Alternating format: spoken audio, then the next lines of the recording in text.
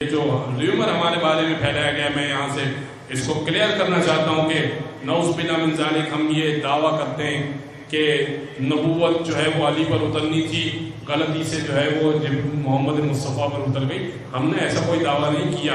مسئلہ سارا یہ ایک اور جگہ بھی عرض کر رہا تھا، آپ ہم سے جب علی سنتے ہیں نا تو آپ کو یہ لگتا ہے کہ ہم نے علی کو نبی سے بہت بڑھا دیا. مسئلہ سارا یہ کہ آپ نے نبی کو گھٹا بہت دیا ہے. آپ نے نبی کو گھٹا بہت دیا ہے، ہم نے علی کو بڑھایا نہیں ہے. آپ نبی بھی کسی دن ہم سے سنیے، علی بھی کسی دن ہم سے سنیے، پھر کمپیئر کیجئے اپنے نبی کو ہمارے نبی سے.